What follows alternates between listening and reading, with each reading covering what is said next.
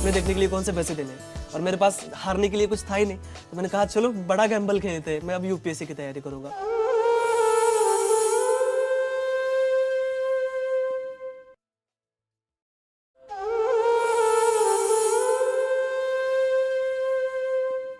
उसके घर में इतनी गरीबी थी कि जब वो चौथी क्लास में था तो उसके पिता उसकी पढ़ाई छुड़वाकर उसको काम पर लगाना चाहते थे।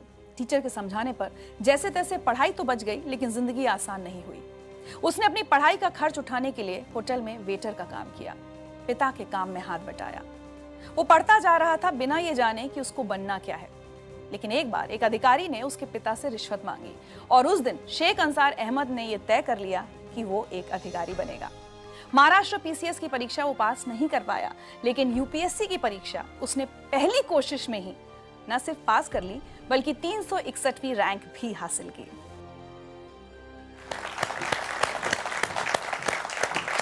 शेख अंसार, वेलकम टू जिंदगी लाइव। अंसार, बहुत बहुत बहुत स्वागत है आपका जिंदगी लाइव में। मुझे बहुत अच्छा लग रहा है इतने यंग ऑफिसर को अपने सामने देखकर। चाहूंगी कि आप सबको बताएं कि किस उम्र में आपने यूपीएससी की परीक्षा क्लियर की है। मैं 21 साल का था तब मेरा रिजल्ट आया था। 21 साल की उम्र में मैंने एग्जाम क्लियर की थी। And you been one of the youngest? जी। वाह।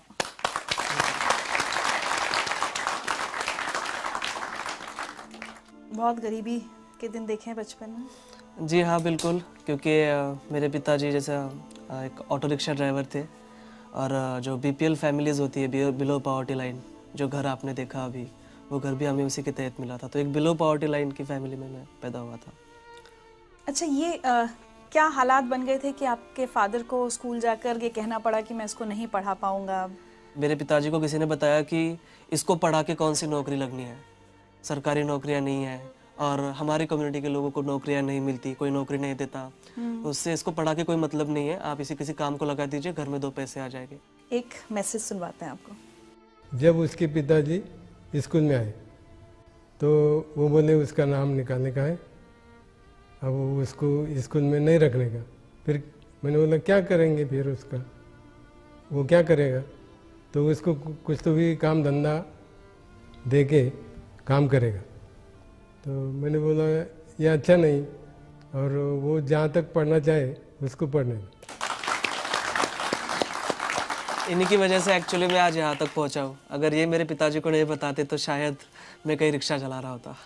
आपकी अम्मी भी खेत में मजदूरी करती थी घर का खर्च चलाने के लिए? जी हाँ, बिल्कुल। घर का खर्च, और मैं जब पुणे में पढ़ाई कर रहा था तो मेरा भाई भी मुझे पैसे भेज दिया करता था, लेकिन पैसे कभी कभी कम पड़ जाते थे। तो मेरी अम्मी खेत में काम करती थी, लैंड लेबर, तो वो भी उसकी जो कुछ सेविंग होती थी वो मुझे भेज देती थी। चलिए आपके लिए एक और मैसेज। पर आंसर ने पहले पास से रात का भी चिड़चिड़ाक लगा के पढ़ाई करता गया। सो जा बोले होंगे तो नहीं तुम सो जाओ, दिन कभी कभी दिन निकल जाना उसको। जो पहले पास से पहली से नंबर 1 आते गया तो आखिर तक नंबर 1 ही आया उसका। उसकी पढ़ाई को हमने कोई कमी नहीं आने दी, घर के परिस्थिति बताई नहीं हमने उसको कभी।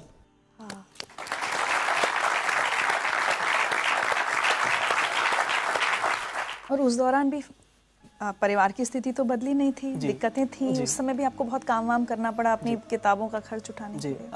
10th में मेरी छुट्टियां चल रही थी और मुझे कंप्यूटर सीखना था, तो MSc का कोर्स आता है, वो कोर्स मुझे करना था। उसकी फ़ीस थी लगभग 2,800 समथिंग, उस वक्त उसकी फ़ीस थी। पे करने के लिए पैसे नहीं थे, तो मैंने मेरे अब्बू को बताया कि भाई ये रेस्टोरेंट है, यहाँ पर मुझे काम करना है, मुझे वो लगभग 3,000 रुपये तक कुछ पगार दे रहे हैं। अब उन्होंने कहा ठीक है तुमको करना है तो करो। फिर मैं उस रेस्टोरेंट में काम करता था, सुबह 8 बजे से लेकर रात में 11 बजे तक वो काम होता था। बीच में 2 घंटे छुट्टी मिलती थी, उसमें मुझे मेरा लंच करना होता था, और 1 घंटा मुझे वो जो कोर्स है उसकी तैयारी के लिए जाना होता था। हमारे गांव में ही वो होता था, और काफ़ी डिफ़िकल्ट था मेरे लिए, क्योंकि मुझे वो बड़ा पॉट लेकर पानी लेकर आना पड़ता था कुएँ से निकाल कर। फिर उसके बाद जो कस्टमर्स आएंगे उनको चाय सर्व करना, उनका टेबल वगैरह साफ़ कर देना, ये सब इस तरह का काम एक वेटर का काम था। और उसके बाद जब 10 बजे होटल बंद हो जाता था, गांव में 10 बजे जनरली हमारे बंद हो जाता था, तो 1 घंटा मुझे जो फर्श वगैरह होता था वो सब साफ़ करना होता था बैठ के हाथ से। तो वो काम मैंने किया।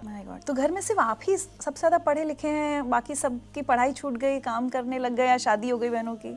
जी, घर में नहीं, पूरी जनरेशन का मैं फर्स्ट ग्रेजुएट हूँ। हमारे पूरी जनरेशन में कोई पढ़ा नहीं है, तो घर का मैं अकेला ही सबसे ज़्यादा पढ़ा लिखा हूँ। और बाकी के जो बहनों की शादी हो गई थी जल्दी, और भाई जब 5th स्टैंडर्ड में था तब से वो मेरे माँ बाप के पास काम करता था। एक मैसेज और सुने जी। मुझे स्कूल में जाना पसंद नहीं था, यानी मुझे इंटरेस्ट नहीं था उसमें पढ़ने के लिए, पढ़ाई के लिए। और मैं एक बार 6वीं में ही फेल हो गया था। तो जब से मैंने स्कूल छोड़ी और मैंने दिल में ठान लिया कि मैं तो इतना होशियार नहीं हूँ, लेकिन मेरा भाई मुझसे भी ज़्यादा होशियार है, इसलिए मैंने स्कूल छोड़ के अपने मामा की तरफ काम के लिए गया। लेकिन इतना मुझे गर्व है कि मेरा भाई मेरे वजह से कुछ ना कुछ आज बन गया है। मेरे सक्सेस का बहुत बड़ा क्रेडिट जो है मेरे माता पिता के बाद मेरे भाई को जाता है। क्योंकि देखिए अक्सर ये होता है कि बड़ा भाई छोटे भाई की पढ़ाई के लिए पैसे खर्च करता है, लेकिन यहाँ उल्टा था। छोटा भाई रात दिन मेहनत करके बड़े भाई को पैसे दे रहा था। ये आपसे छोटे हैं? जी। और मैंने 10वीं की छुट्टियों में काम किया, 12वीं की छुट्टियों में काम किया, कॉलेज के फर्स्ट ईयर की छुट्टियों में काम किया। लेकिन लास्ट के 2 साल जो बहुत अहम थे मेरे प्रिपरेशन के, उस वक्त मैंने कहीं कोई जॉब नहीं की। मुझे जो सारे पैसे थे मेरा भाई पूरी डेट के ऊपर मुझे ट्रांसफ़र कर देता था बैंक में। तो बहुत बड़ी बात थी मेरे लिए। अच्छा एक बात बताइए, कभी आपने अपने अब्बू से शिकायत की कि अब्बू अगर 4th में तब वो नहीं आप मेरे टीचर की बात मानते, या अगर मेरी पढ़ाई छूट जाती तो आज मैं IAS ऑफिसर नहीं होता? मैंने कभी मेरे अब्बू से कोई शिकायत नहीं की है। कोई गरीब नहीं चाहता कि उसका बेटा कभी ना पढ़े, कहीं मोल मजदूरी करे चाइल्ड लेबर के तौर पर, कोई बाप नहीं चाहता। लेकिन वो मजबूरियाँ थी उनकी। सो मैं बहुत रिस्पेक्ट करता हूँ मेरे पेरेंट्स की। आज तो वो बहुत फख्र महसूस करते होंगे जी आपके ऊपर। जी जी जी। एक मैसेज और आया आपके लिए।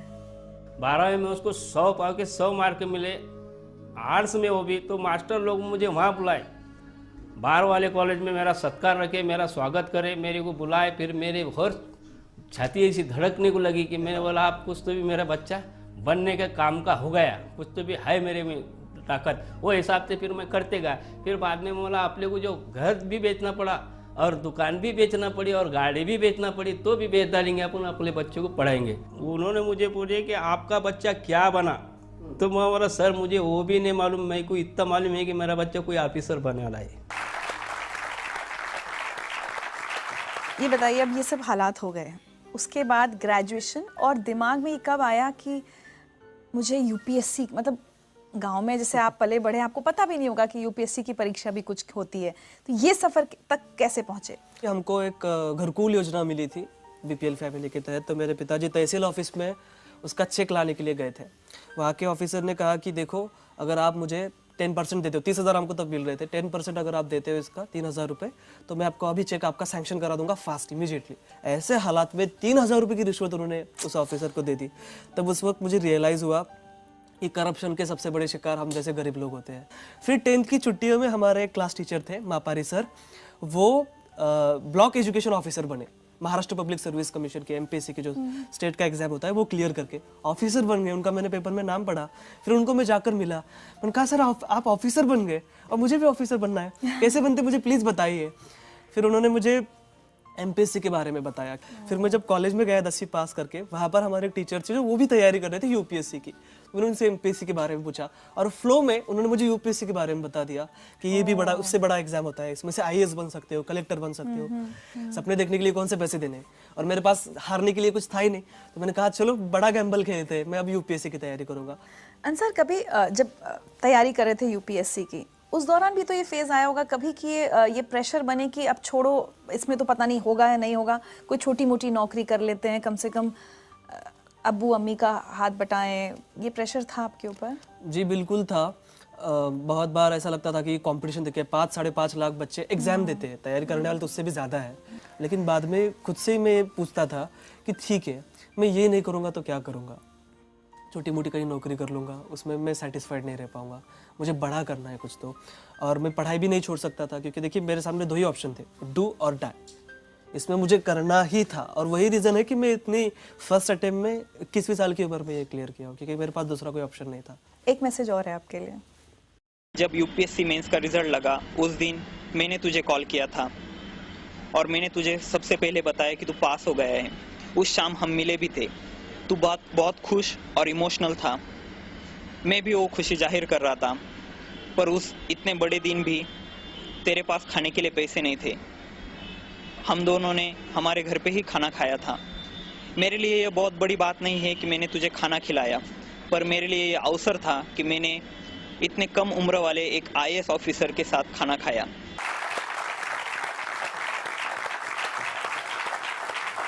19 फरवरी के दिन मैं लाइब्रेरी में बैठा पढ़ाई कर रहा था और मुझे इसका फ़ोन आया। ने कहा अंसार यूपीएससी का रिजल्ट आ गया। मैंने कहा माय गॉड, मेरे वहाँ पर हार्ट बीट बढ़ गए, मैं समझ में नहीं आ रहा था मैं क्या करूँ। उसने कहा तेरा रोल नंबर बता। मैंने कहा ले लो भाई। मैंने उसको मेरा रोल नंबर भेजा और उसने मुझे कॉल करके बताया कि कॉन्ग्रेचुलेशंस तुम पास हो गए हो। मैं आपको बता नहीं सकता कि वो खुशी क्या थी। मुझे ऐसा लग रहा था कि मैं सातवें आसमान पर हूँ, मेरे पैर ज़मीन पर ही थे, लेकिन मैं बहुत ज़्यादा खुश था। उस दिन शिव जयंती थी, पूना में नगाड़े बज रहे थे और मुझे ऐसा लग रहा था कि ये मेरे जीत के लिए बज रहे हैं। शिव जयंती के दिन मुझे ऐसा लग रहा था कि मुझे गिफ्ट मिल गया हो कोई। मैं बहुत खुश था। मैं मेरे दोस्तों के पास गया, हमने सेलिब्रेट किया। अब डिसाइड किया कि चलो बाहर खाने के लिए चलते हैं। अब जनरली देखिए एक रूल तो ये है कि जो कुछ जीतता है उसको ही खिलाना पड़ता है, उसको ही बिल पे करना पड़ता है। लेकिन मेरे फ्रेंड्स को पता था कि बंदे के पास पैसे नहीं है, तो उन्होंने कहा कि यार छोड़ो यार, बाहर क्यों जाना, रूम पर ही खा लेते। तो हमने उसके रूम पर ही खाना खाया था।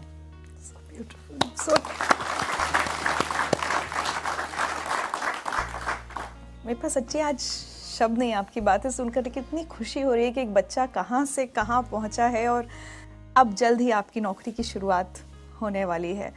आपको लगता है अंसार, आप जहाँ से आए हैं, आपका जो बैकग्राउंड है, क्या वो आपको एक अलग ऑफिसर बनाएंगी? मैं ये सोचता हूँ कि मेरे लाइफ में मैंने जो फेस किया है वो किसी और को फेस ना करना पड़े। तो जाहिर सी बात है कि मैं एक अच्छा ऑफिसर बन पाऊँगा। मेरे साथ वो मोटिवेशन रहेगा। जब भी मैं किसी बच्चे को कोई काम करते हुए देखूंगा तो मुझे वो फीलिंग आएगी कि कुछ साल पहले मैं भी ऐसा काम कर रहा था और मुझे बहुत बुरा लगता था जब मैं किसी को चाय सर्व करता था या किसी का टेबल साफ़ करता था। तो वो फीलिंग आएंगी और मैं उसके लिए काम करूँगा। तो मुझे लगता है कि मैं एक अच्छा ऑफिसर बन पाऊँगा just because of my background. आज अगर पीछे मुड़ के देखते हैं और अपनी ज़िंदगी की कोई एक चीज़ बदलना चाहें तो क्या होगा? मेरी ज़िंदगी की मैं चाहूँगा कि मेरा बचपन फिर से आ जाए और मेरे पिताजी उसमें IAS हो। सो जैस मुझे तो जब मुझे कोई यूनिफॉर्म ना मिला हो या कोई किताब ना मिली हो तो वो मुझे मिल जाए।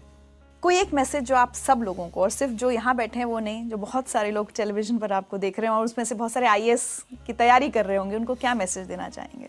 जी, मैं उनको यही मैसेज देना चाहूँगा, एक रिक्शा चलाने वाले का लड़का अगर IAS बन सकता है, जिसने अपनी लाइफ में सारे ऑड्स देखे हो, तो मुझे ऐसा लगता है कि हमारे देश का कोई भी बच्चा, और गरीब से गरीब बच्चा भी, और किसी भी मजहब का बच्चा IAS बन सकता है। आप सभी को मेरी बहुत बहुत शुभकामनाएं। Thank you so much Ansar. और जैसे मैंने एक तोहफा आपके लिए, ताकि आप हमें और हमारे शो को भी याद रखें हमेशा।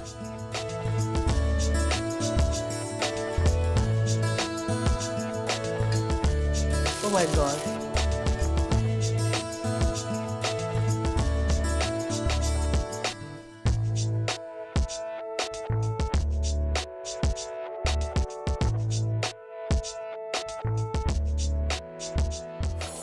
वाकई आज हम ये कह सकते हैं कि सपनों को जीना उन्हीं को आता है जिनको हर मुश्किल में भी मंजिल नजर आती है।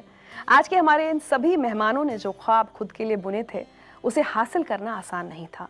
बार बार गिरने के बाद ये संभले, और आज इन सभी की कहानियां लाखों लोगों के लिए एक प्रेरणा है, खासकर उन लोगों के लिए जो सपने देखने से नहीं कतराते, जो मुश्किलों का डट कर सामना करते हैं, जिनके ख्वाबों के आड़े गरीबी नहीं आती, जो किस्मत बदलना और मजबूरियों को हराना जानते हैं।